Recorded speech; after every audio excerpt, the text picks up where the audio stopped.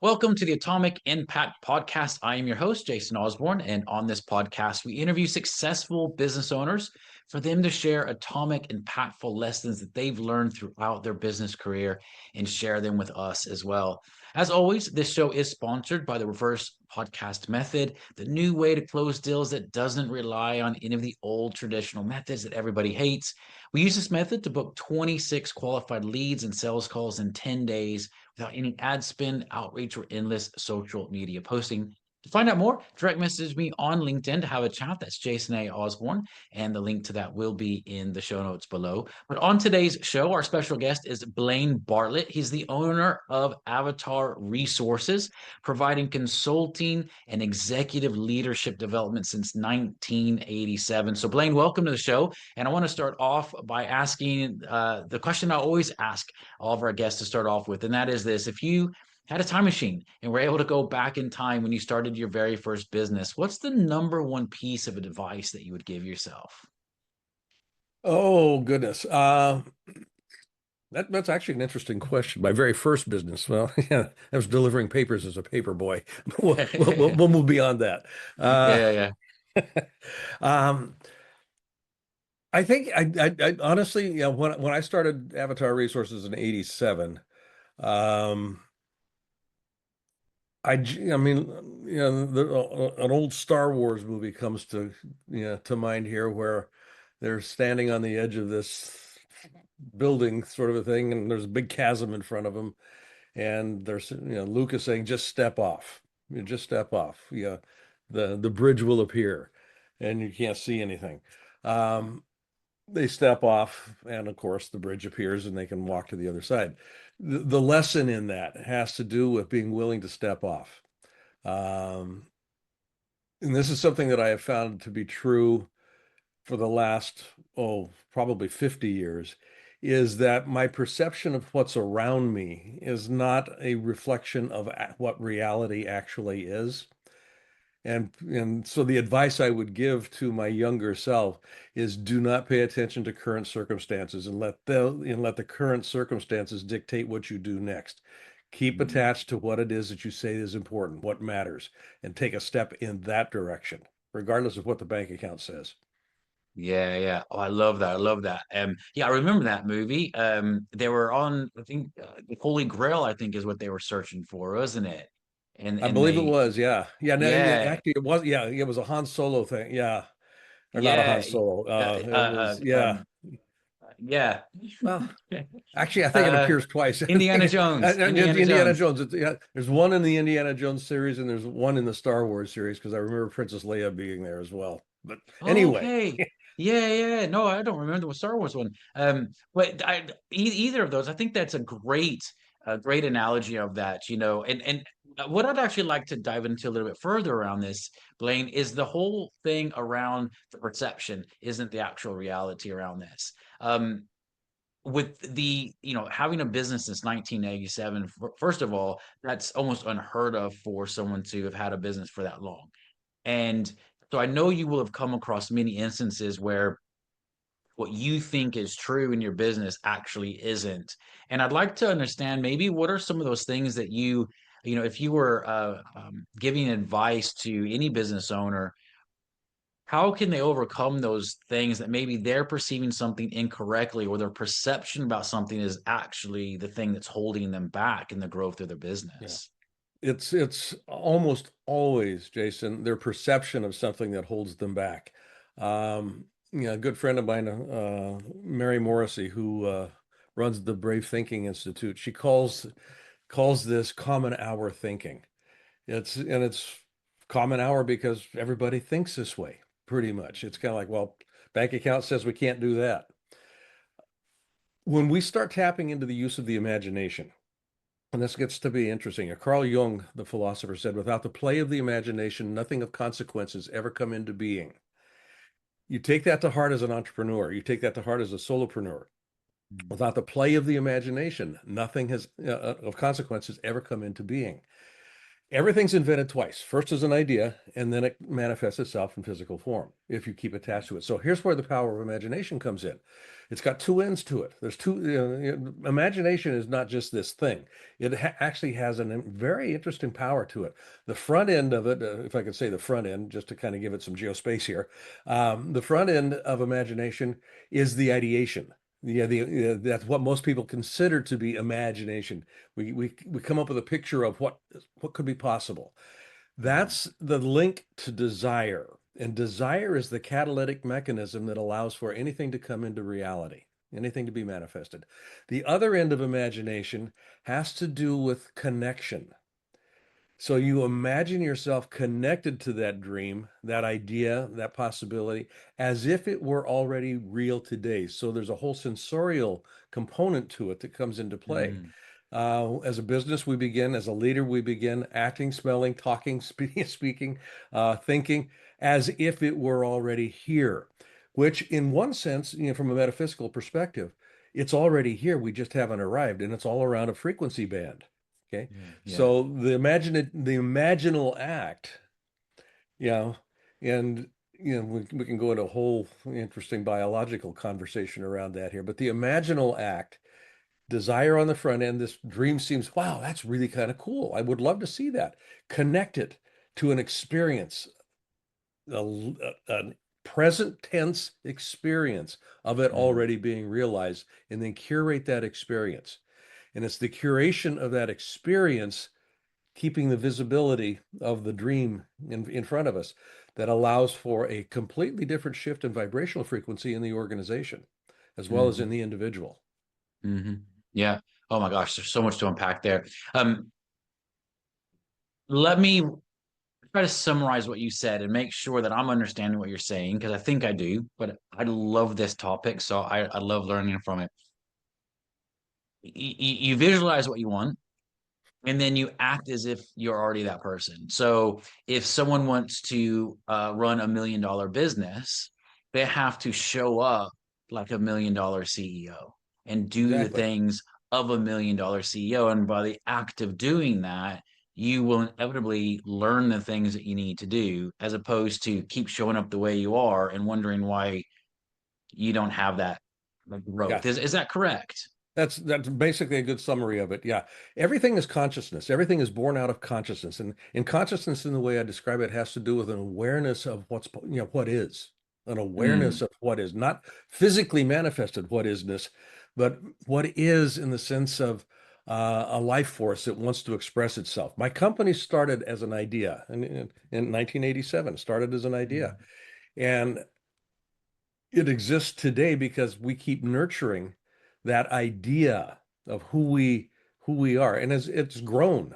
I mean, prior to the pandemic, we had offices in 5 countries, and wow. then I got older, and then we decided to start dialing back a little bit on some of the stuff that we were doing. But we're still expressing ourselves in unique and different ways. Pandemic all of a sudden emerged. We can do a lot of stuff digitally that we never did before. Yeah. And technology was actually in a position to facilitate that. So Yeah. the idea of continuing to deliver the products and services that we deliver has changed form, but it's still rooted in that original dream, that original vision. Mm, And yeah, I talk about in the book back here, Compassionate Capitalism: A Journey to the Soul of Business. I talk about soul a lot, not from a religious perspective, mm, but one way to think about a soul of anything, the soul of the business, the soul represents the blueprint of becoming. mm. That's what the soul of anything is. It's this blueprint of what's possible in full Yeah. expression. So my job as a leader is to find ways to actually build out that blueprint with the people with whom I'm, interacting. And that's not just my employees, it's also my customer base, my suppliers. Have them be part of the just, of just stating, of birthing this blueprint of what we could be. Yeah, that's absolutely amazing. Amazing. Love that. Well, kind of, I'd be interested to approach this from a little bit of a different perspective. Throughout your years of being in business, what's the number one biggest challenge that you faced? And what's the lessons that you learned from that? And I know we've talked about perception and all that, but what's something that, because I think it's a great learning experience. And I think one of the reasons why I ask this question oftentimes is kind of normalize challenges in business, because I think people think, oh, I'm the only one that's ever faced a challenge, when that's not true at all. Yeah, that's not So, true at all. Yeah. yeah. Um, So, just curious. So, what was yours? And what was the learning that you had from it? well, as a consultancy, yeah, one of the things that I've run into time and time and time again is yeah, uniqueitis. Yeah, every organization thinks that it's unique and its problems are unique. Yeah. Yeah, the organizations themselves are unique, but the problems, organizations are populated by people, and people bring with them the same sort of stuff in every organization that you're going to find in any organization. Yeah. So that being said, for us, like being around, we've been around since 1987. So part of the challenge, I think, has been, and I'll talk about this in two pieces. One is moving away from securing a client at any cost because we needed the revenue, to Hmm. being able to curate a client base that is in alignment with the kind of work that we say we would like to do and the kind of organizations we'd like to help, develop on the planet. Um, so I remember one time, we were doing a fair amount of work in Asia at that time, and we still do. Um, and we had started a pretty in-depth conversation with a very large company about providing leadership development processes and programs Hmm. for them. And I had been talking a lot at that time in the keynotes that I was giving about the leader's bow wake. Yeah, when the leader enters the room, metaphorically, it's Hmm. not unlike a boat moving through a marina. There's a bow wake. Yeah, and Hmm. every boat that moves through the water creates a bow wake in front of it. This is Yeah. that thing that kind of precedes it. And if you're not curating that well, if you're not paying attention, you can, be turning boats over. Yeah, you Yeah. can be Yeah. upsetting people. Or you can go through so quietly nobody knows. Yeah. Yeah, neither one of them are particularly advantageous. Um, where I'm going with that is the my counterpart in the negotiations uh, was really difficult. I mean, the negotiations were actually, getting to be somewhat caustic. I mean, he was asking for stuff, and we were kind of trying to negotiate. So, long story short, and it was a multi-million dollar deal. It was a pretty big deal. But I came to the conclusion that to say yes was going to put our organization in jeopardy from a cultural perspective, Hmm. because the toxicity that was present on the negotiation or in the negotiation was going to basically cascade out into the whole process once we'd signed on the Yeah. dotted line. So the decision I made had to do with just walking away. Hmm. Yeah, just being willing to Yeah. say this isn't going to work, and knowing that it was going to be a significant hit on not only our top line but our bottom line as well, because Yeah. like I said, we had put a lot of eggs in that basket. So the challenge had to do with getting the team organized around recognizing that why this was done. The problem with change has to do with not so much the change itself, it has to do with the disrupted relationships that change causes. So getting the team organized back to, okay, what's the relational dynamic that we want to actually put a band-aid on, that Yeah. we want to Yeah. begin to fix here.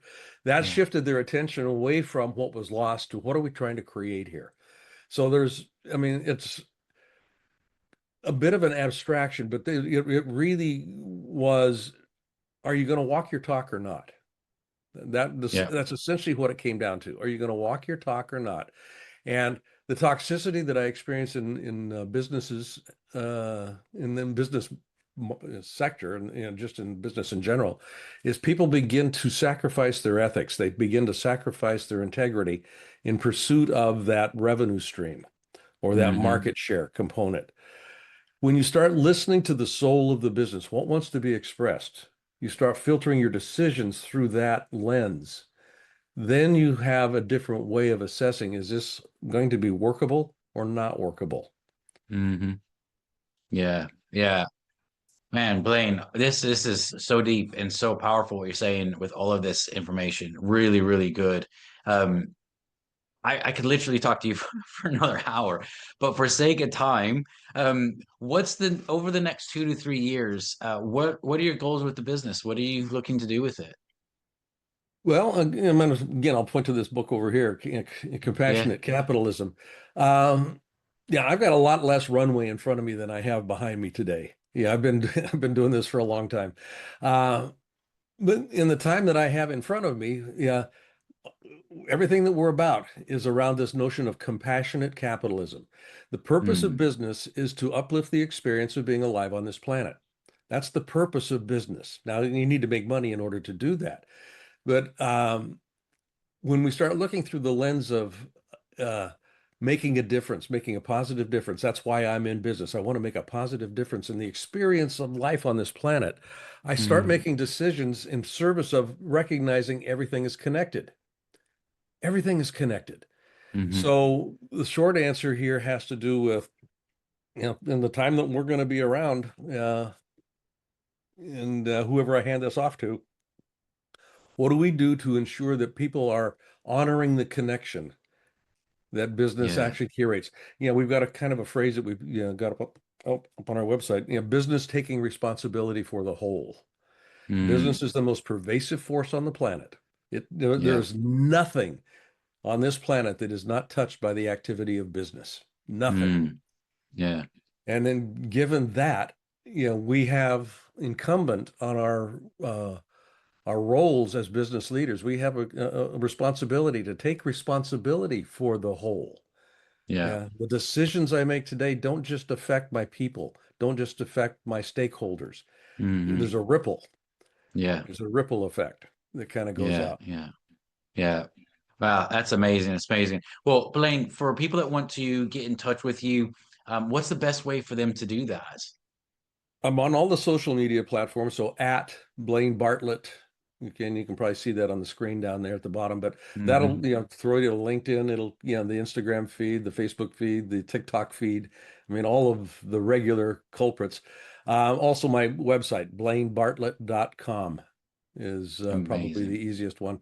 There's a link there to our company website as well, but blainebartlett.com is typically easier for people to remember. That's amazing, amazing. Well, thank you for sharing that, and I definitely recommend everyone to check out uh, anywhere you can find Blaine stuff. And I recommend his book. I haven't read it, but I'm going to get it myself. I love what you're saying. I think what you're saying is absolutely on point, very much in alignment with the way that I look at business as well. So, absolutely amazing. So, Blaine, thank you so much for being on the show. And as a reminder to everyone, this show is sponsored by the Reverse Podcast Method, the new way to close deals that doesn't rely on any of the old traditional methods that everybody hates. To find out more, direct message me on LinkedIn to have a chat. That's Jason A. Osborn on LinkedIn, and the link to that will be in the show notes below. And until next episode, stay inspired.